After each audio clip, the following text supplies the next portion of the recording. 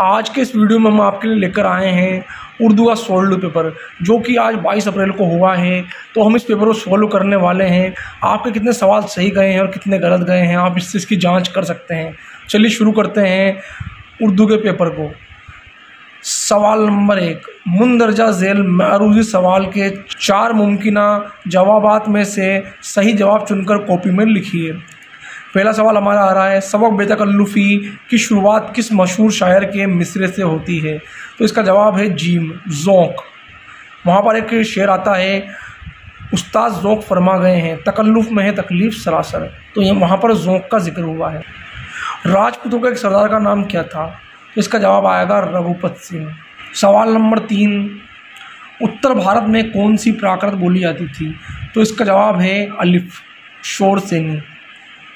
सवाल नंबर 4, सबक खुदा के नाम खत किस ज़ुबान की कहानी का उर्दू में तर्जुमा है? तो इसका जवाब है दाल, स्पेनिश ज़ुबान का ये तर्जुमा है, खुदा के नाम खत सबक। सवाल नंबर 5, डॉक्टर अम्बेडकर का ताल्लुक़ किस ख़ानदान से था? इसका जवाब है अलिफ, महाराष्ट्र के महार ख़ानदान से। सवाल नंबर 6, आपके निसाब में शामिल रतन सिंह की कहानी में काठ का घोड़ा किसे कहा गया है? तो इसका जवाब है अलिफ, बुंदू को। सवाल नंबर 7, आपके निसाब में शामिल किस शायर ने खुसूसन बच्चों के लिए नज़में लिखी है? तो इसका जवाब है जीम, इस्माइल मेरठी, क्योंकि इनका लक़ब है बच्चों के सबसे पसंदीदा शायर व अदीब, इस्माइल मेरठी। इसका जीम जवाब है। सवाल नंबर 8, मौत का एक दिन मुअय्यन है में मुअय्यन के मायने क्या हैं? तो मायने है तयशुदा, यानी मौत के दिन क्या तय है। सवाल नंबर 9, खुदाए सुखन के लक़ब से किस शायर को याद किया जाता है? तो इसका जवाब है दाल, मीर तकी मीर को। तो मीर इसका जवाब है। सवाल नंबर 10, इकबाल कहाँ पैदा हुए? तो इसका जवाब है जीम, सियालकोट में इकबाल पैदा हुए। सवाल नंबर 11, रविशे को इस चमन की कहकशा बनाएंगे में कहकशा के मायने क्या है? तो इसमें कहकशा के मायने हैं अलिफ, सितारों का झुरमुट। कहकशा बोलते हैं सितारों के झुरमुट को।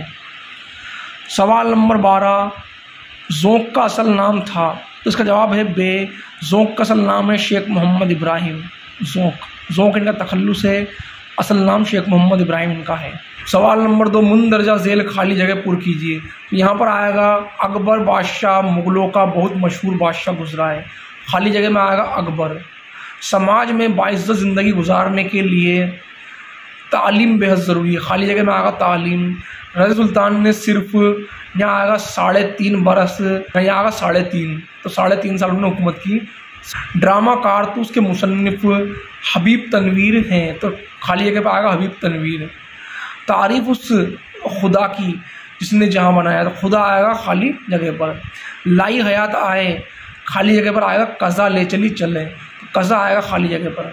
सवाल नंबर 3, मुंदरजा झेल सवालात के जवाबात एक जुमले में लिखिए। तो यह सवाल आ रहा है हमारे। सवाल नंबर 1, लेंचों की फसल किससे तबाह हुई? तो यहाँ पर आएगा ज़ालाबारी से, ओलाबारी या ज़ालाबारी से। सवाल नंबर 2, कर्नल से कारतूस मांगने वाला सवार कौन था? इसका जवाब है वज़ीर अली। सबक काठ का घोड़ा के मुसन्निफ का नाम क्या है? तो सबक काठ का घोड़ा के मुसन्निफ है रतन सिंह। सवाल नंबर 4, भीमराव के नाम में अम्बेडकर क्यों शामिल हुआ? तो इसका जवाब है भीमराव के नाम में अम्बेडकर इसलिए शामिल हुआ क्योंकि उनके उस्ताद का नाम अम्बेडकर था और वो अपने उस्ताद का बहुत ही इज्जत व एहतराम किया करते थे, इसलिए उन्होंने अपने नाम के पीछे अम्बेडकर का नाम लगा लिया। सवाल नंबर 5, रज़िया की फ़ौज का मुकाबला किससे हुआ था? तो इसका जवाब है रज़िया की फ़ौज का मुकाबला, पहला मुकाबला भटिंडा के गवर्नर अल्तुनिया से हुआ था, जिसमें रज़िया की शिकस्त हुई, और दूसरा मुकाबला अपने भाई बहराम शाह की फ़ौज से हुआ था, जिसमें रज़िया को बंदी बना लिया गया और मार दिया गया। सवाल नंबर 6, ड्रामा कारतूस के मुताबिक सादत अली कौन था? तो इसका जवाब है सादत अली अवध के नवाब आसफुद्दौला का भाई और वज़ीर अली का चाचा था। सवाल नंबर 7, नज़्म नेकी और बदी के मुताबिक किसकी नाव पार उतरनी है? इसका जवाब है जो औरों की नाव पार उतारता है उसकी नाव पार उतरनी है। सवाल नंबर 8, ज़ौक़ ने अकल पर फ़ख्र करने से क्यों मना किया है? तो इसका जवाब है ज़ौक़ ने अकल पर फ़ख्र करने से इसलिए मना किया है क्योंकि जो होना है वो होकर ही रहेगा, यानी जो अल्लाह करता है, जो हमारी किस्मत में लिखा होता है वही होकर रहता है। तो हमें अपनी अकल पर फ़ख्र नहीं करना चाहिए क्योंकि जो हो रहा है वो हमारी किस्मत की वजह से हो रहा है। सवाल नंबर 9, कदम बढ़ाओ दोस्तों से शायर की क्या मुराद है। कदम बढ़ाओ दोस्तों से शायर की मुराद है हम सब अपने वतन अजीम की तरक्की के लिए और भलाई के लिए आगे बढ़ें और हौसले के साथ आगे बढ़ कर के मिलजुल कर के वतन की तरक्की में अपना हिस्सा लें और वतन की तरक्की के लिए कोशिश करें और आने वाली रुकावटों और तकलीफ़ों का हिम्मत और हौसले के साथ मुकाबला करते हुए वतन की तरक्की में हिस्सा निभाएं। अगला हमारा आ रहा है, बेचैनी के आलम में शायर पर क्या बीत रही है। तो इसका जवाब है, बेचैनी के आलम में शायर बार बार अपने महबूब के दर पर जा रहा है। सवाल नंबर 11, मिर्ज़ा गालिब कब पैदा हुए। तो इसका जवाब है, मिर्ज़ा गालिब 1797 में पैदा हुए।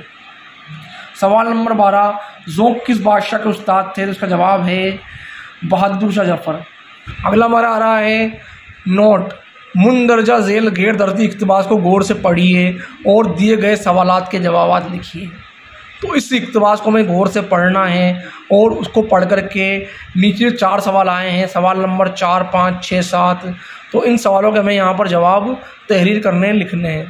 तो कौमी यकजहती हमारे मुल्क की वो अनमोल दौलत है जिसकी हिफाजत अब हमारे कंधों पर है, उन सबका एहतराम करना है। तो ये हमारा इक़्तिबास हो गया। अब आ रहा है हमारा सवाल नंबर 4, हमारे मुल्क की अनमोल दौलत क्या है। तो इसका जवाब है, हमारे मुल्क की अनमोल दौलत है कौमी यकजहती। सवाल नंबर 5 आ रहा है, कौमी यकजहती को परवान चढ़ाने के लिए हमारी क्या जिम्मेदारियां हैं। तो इसका जवाब है, हमें मजहबी तासुब को दूर करना है, मुश्तरका तहज़ीब की पहचान को बरकरार रखना है, हर मज़हब के त्यौहार Holi, Diwali, Eid, Bakrid, Christmas day, good Friday, Guru Nanak जयंती, महावीर जयंती वगैरह को मिलजुल कर मनाना है। तो हमारी ज़िम्मेदारी क्या है कौमी यकजहती के लिए कि हमें कौमी तासुब है, मजहबी तासुब को दूर करना है, मुश्तरका तहज़ीब की पहचान को बरकरार रखना है और सभी त्यौहार हमें क्या करना है, मिलकर मनाने हैं। सवाल नंबर 6, हमें किन जगहों का एहतराम करना है। इसका जवाब है, हमें मंदिर, मस्जिद, गुरुद्वारे और गिरजाघर, खालिक कायनात की इबादत गाहें हैं, इन सब का एहतराम करना है। तो इसका जवाब ये है। सवाल नंबर 7, इस इक़्तिबास में इस्तेमाल हुए लफ्ज़ मुश्तरका का मतलब लिखिए। तो इस लफ्ज़ मुश्तरका का मतलब है मिली जुली। यहाँ आया है मुश्तरका तहज़ीब, मुश्तरका तहज़ीब यानी मिली जुली तहज़ीब। तो मिली जुली इसका क्या है, मुश्तरका का मतलब है। नोट, मुंदरजा झेल सवालात के जवाब मुख्तसर दीजिए। सवाल नंबर 8 हमारा आ रहा है, फ़ैल की तारीफ़ लिखिए। तो फ़ैल की तारीफ़ ये है, जवाब इसका है, ऐसे लफ्ज़ जिनसे किसी काम का करना या होना मालूम हो उसे फ़ैल कहते हैं। ठीक है, इसकी मिसालें हैं खाना पीना, उठना बैठना, चलना फिरना वगैरह, जितने भी काम है सब फ़ैल की मिसालें हैं। सवाल नंबर 9, फ़ाइल की तारीफ़ लिखिए। तो इसका जवाब है, जुमले में काम करने वाला फ़ाइल कहलाता है। मिसाल जैसे हम पढ़ रहे हैं, इस जुमले में हम क्या है, फ़ाइल हैं। सवाल नंबर 10, मुहावरा फुलाना समाना के मायने लिखिए। तो इसके मायने हैं बहुत ज़्यादा खुश होना। कहावत जैसी करनी वैसी भरनी के मायने लिखिए। तो इस कहावत का मतलब है जो जैसा करता है कि उसको उसका वैसा ही फल मिलता है। सवाल नंबर 12, मुंदरजा झेल अल्फाज के मुतज़ाद लिखिए। तो मुतज़ाद का मतलब होता है विलोम, उल्टा। तो यहाँ पे लाया दुश्मन, तो दुश्मन का उल्टा विलोम क्या होगा, दोस्त। नज़दीक, नज़दीक का उल्टा विलोम क्या होगा, मुतज़ाद क्या होगा, दूर। सवाल नंबर 13, मुंदरजा झेल रमोज़ा औकाफ की अलामतें लिखिए। तो कोसेन की अलामत होती है कोष्टक, कोसेन को कोष्टक बोला जाता है, तो ये इसकी अलामत है। अगला आ रहा है खत्मा। खत्मा की अलामत इस तरीके से होती है, आड़ी लाइन जो मुख्तसर होती है, छोटी होती है, जुमला खत्म होने पर खत्मा लगाया जाता है, तो ये खत्मा की अलामत है। सवाल नंबर 14, मुंदरजा झेल वाहिद अल्फाज के जमा लिखिए। तो हमें वाहिद के जमा करने हैं। वाहिद बनाने होता है एक वचन, जमा यानी बहुवचन। ठीक है, तो हमें यहाँ पर वाहिद का जमा करना है। मकान, मकानी जमा होगी मकानात। ख़त, ख़त की जमा होगी खतूत। सवाल नंबर 15, मुंदरजा झेल अल्फाज पर साब के या लाह के लगाइए। साब के या लाह के हमें लगाने हैं। पहला हमारा जो आया है वो आया है अक्ल। क्या आया है, अक्ल। तो अक्ल के पीछे हम लगा देंगे मंद, तो क्या जाएगा, अक्लमंद। तो मंद क्या हुआ, यहाँ पर लाह का हुआ। यहाँ पर आ रहा है हमारे वफ़ा। क्या आ रहा है, वफ़ा। तो वफ़ा के पीछे हम लगा देंगे दार, तो वफ़ादार हो जाएगा। तो दोनों हमने लाह के लगा दिए हैं। अगर हम साब के लगाना चाहें इनमें, तो इसमें आगे जाएगा जैसे हमने लगा दिया अक्ल के आगे बे, तो ये हो गया बेअक्ल, तो यहाँ हमने साफ का लगा दिया है। वफ़ा, वफ़ा के आगे हमने लगा दिया बे, तो ये होगा बेवफ़ा हो गया है। तो अगर हम आगे साफ का लगाना चाहते हैं तो हम यहाँ बे लगाएंगे दोनों में, बेअक्ल और बेवफ़ा। और अगर हम लाह का लगाना चाहते हैं तो हम लगाएंगे यहाँ पर अक्लमंद, यानी मंद लगाएंगे इसमें, वफ़ा के पीछे लगाएंगे दार, वफ़ादार। सवाल नंबर 16, लेंगशु ने खुदा के नाम खत में क्या लिखा? तो इसका जवाब है, लेंगशु ने खुदा के नाम खत में लिखा कि ए खुदा, तू ही सबकी मदद करने वाला है। अगर तूने मेरी मदद नहीं की तो मैं और मेरे बीवी बच्चे, मेरा कुनबा फाके रखने को मजबूर हो जाएंगे। इस वक्त मुझे 100 रुपये की बेहद ज़रूरत है ताकि मैं अपने खेतों की हालत को दोबारा ठीक कर सकूं। और ज़ालाबारी ने मेरी फसल और अरमानों पर पानी फेर दिया है, तो अगली फसल आने तक, उसकी कटाई तक मैं और मेरा परिवार अपनी ज़रूरतों को पूरी कर सकें और ज़िंदा भी रह सकें। सवाल नंबर 17, मुंदरजा झेल इक़्तिबास का मतलब लिखिए और सियाक व सबाक का हवाला दीजिए।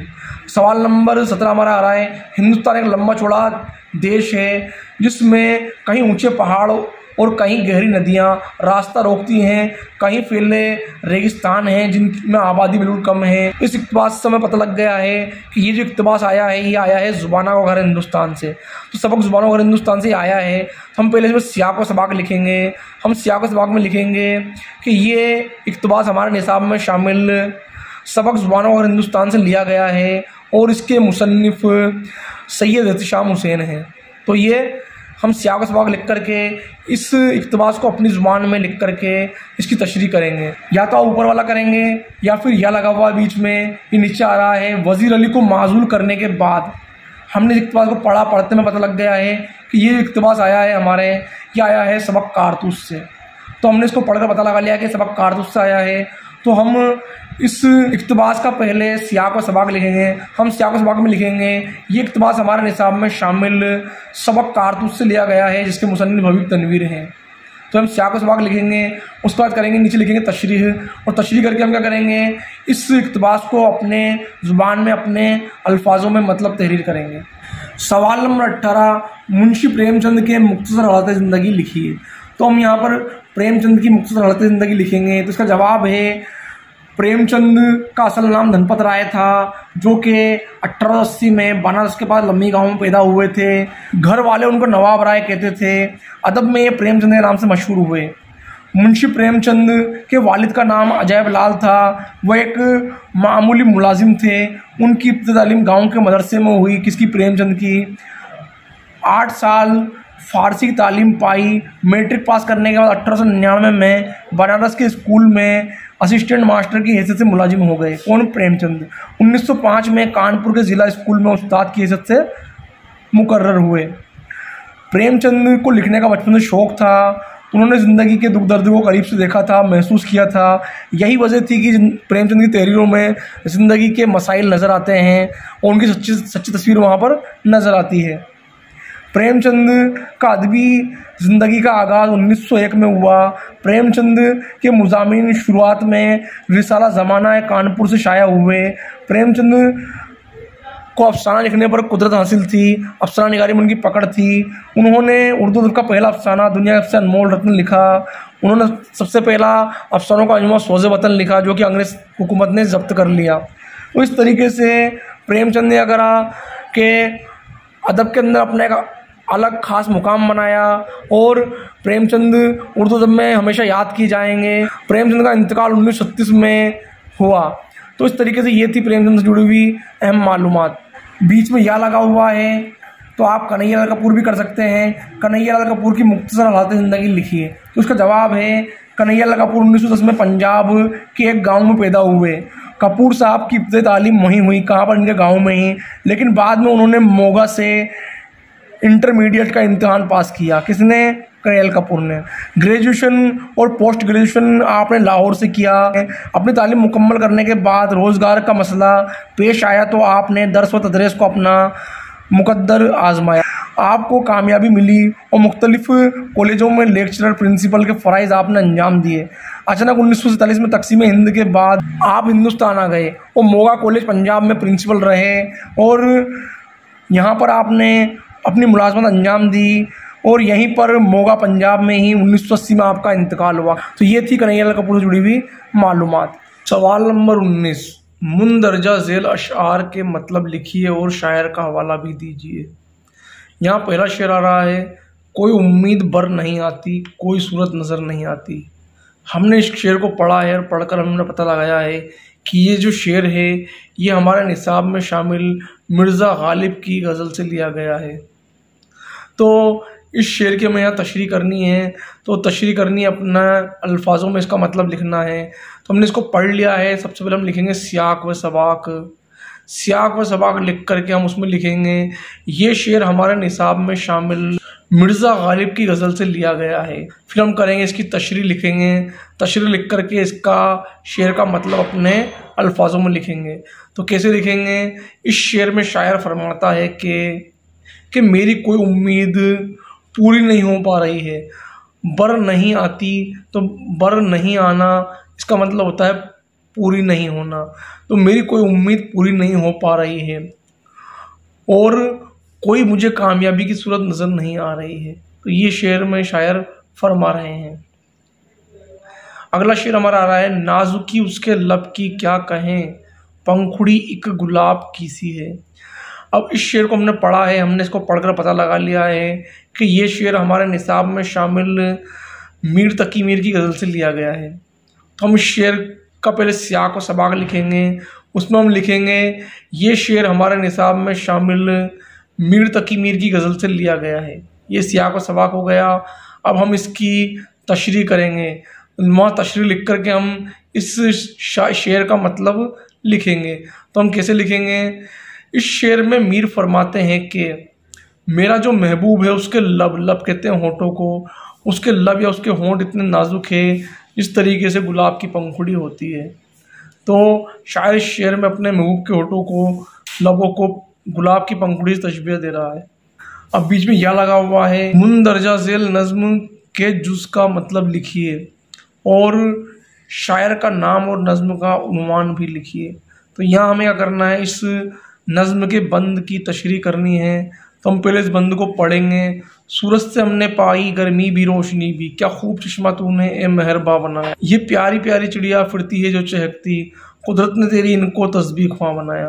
तो ये नज़्म का जो बंद आया है हमने इसको पढ़ लिया है। हमने इसको पढ़कर पता लगा लिया है कि ये नज़्म का बंद हमारे निसाब में शामिल इस्माइल मेरठी की नज़्म से लिया गया है, जो कि एक हम्द है। यहाँ पर अल्लाह की तारीफ़ हम्दो सना बयान की जा रही है। तो हम पहले इसका सियाक व सबाक लिखेंगे। वही लिखेंगे हम, ये नज़्म का बंद हमारे निसाब में शामिल हम्द से लिया गया है जिसके शायर इस्माइल मेरठी हैं। ये सियाक व सबाक हो गया। अब हम लिखेंगे तशरीह। तशरीह लिखकर हम इसकी तशरीह करेंगे, अपने अल्फाजों में इसका मतलब लिखेंगे। तो इसकी तशरीह कैसे करेंगे? इस नज़्म के बंद में शायर फरमाता है कि ए मेहरबान, ए खुदा, तूने हमारे लिए सूरज को बनाया है जो कि हमें मुसलसल गर्मी और रोशनी देता रहता है। तो तूने ये चश्मा हमारे लिए खूब अच्छा बनाया है। ये प्यारी प्यारी चिड़िया फिरती है जो चहकती, कुदरत ने तेरी इनको तस्बीह ख्वां बनाया। तो शायर इसमें फरमा रहा है आगे कि ये प्यारी प्यारी चिड़िया है, ये चहचहा करके अल्लाह की तारीफ हम्दो सना बयान करती रहती है। इस चिड़िया को अल्लाह ने, अल्लाह की कुदरत ने अल्लाह की पाकीज़गी बयान करने वाला बनाया है। अगला आ रहा है हमारा सवाल नंबर 20, नज़्म नेकी और बदी का खुलासा तहरीर कीजिए। इस सवाल के अंदर हमें नज़्म नेकी और बदी, जो कि नज़ीर अकबर आबादी की नज़्म है, हमारे निसाब में शामिल है, सबक नंबर 3। तो इस नज़्म का हमें खुलासा करना है, अपने अल्फाजों में इस नज़्म का मतलब तहरीर करना है। इसमें या लगा हुआ है, अगर हमें ये नहीं आता है ऊपर वाला तो हमें नीचे वाला करना है। नज़्म पहाड़ और गिलहरी का खुलासा। पहाड़ और गिलहरी जो नज़्म है ये हमारे निसाब में शामिल अल्लामा इकबाल की नज़्म है, सर डॉक्टर मोहम्मद इकबाल की नज़्म है। तो अगर आपको ये नहीं आए तो आप इस पहाड़ और गिलहरी का खुलासा कर सकते हैं। आगे हमारा आ रहा सवाल नंबर 21, गज़ल की मुख्तसर तारीफ लिखिए। तो हमें यहाँ पर गज़ल की मुख्तसर तारीफ लिखनी है, या लगा हुआ यहाँ पर नज़्म की मुख्तसर तारीफ लिखिए। जो हमें दोनों में से याद हम वो लिखेंगे यहाँ पर।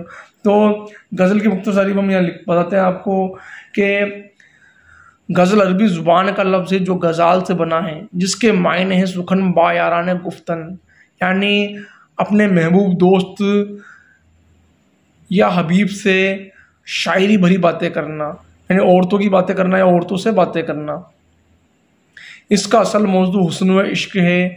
तो गज़ल का असल मौजू हुस्न व इश्क है, लेकिन वक्त में आई तब्दीली के साथ साथ गज़ल के मौज़ूआत में वसअत हुई है, फैलाव आया है और आज हर तरह के मौज़ूआत अखलाकी, सियासी, समाजी, मजहबी, मुआशरती तरह तरह के मौज़ूआत पर गज़ल कही जा सकती है, यानी हर तरह के मौज़ूआत गज़ल में अदा किए जा सकते हैं। और गज़ल की 5 अज्ज़ाए तरकीबी है। तो 5 अज्ज़ाए तरकीबी कौन कौन सी है? मतला, रदीफ़, काफ़िया, मक्ता, बहर। मतला गज़ल का पहला शेर जिसके दोनों मिसरों में रदीफ़ और काफ़िया आते हैं।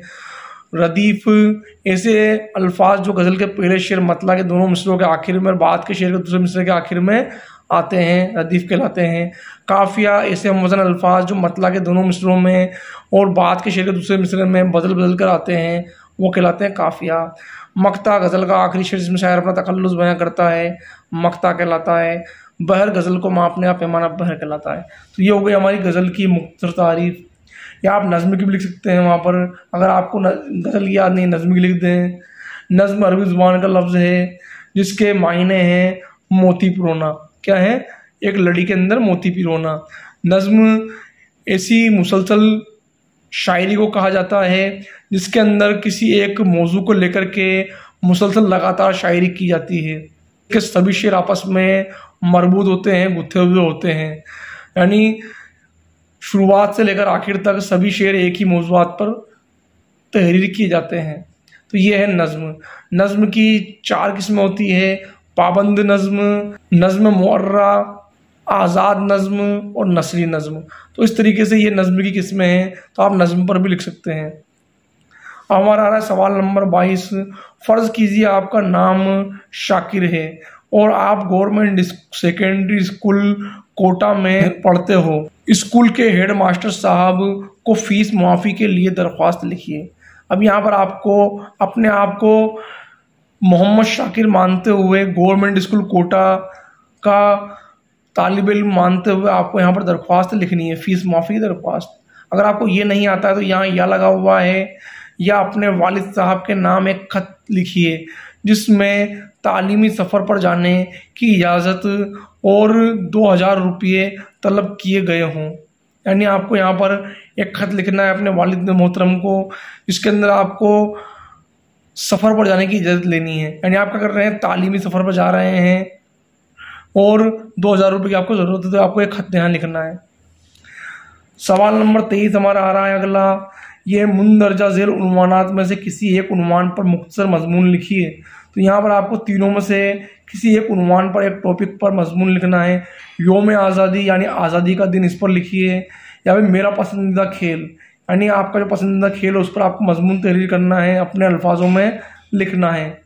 तालीम में कंप्यूटर और मोबाइल की अहमियत, यानी तालीम हासिल करने के लिए, एजुकेशन के लिए कंप्यूटर मोबाइल की क्या क्या अहमियत है, यह आपको यहाँ पर लिखनी है। जो तीनों में से आपको आता है वो आप कर दीजिए। दोस्तों इस तरीके से ये था हमारा आज का सोल्ड पेपर जो कि 22 तारीख को अभी आज हुआ है। तो चलिए दोस्तों चलते हैं, मिलते हैं नए वीडियो में नई नॉलेज के साथ।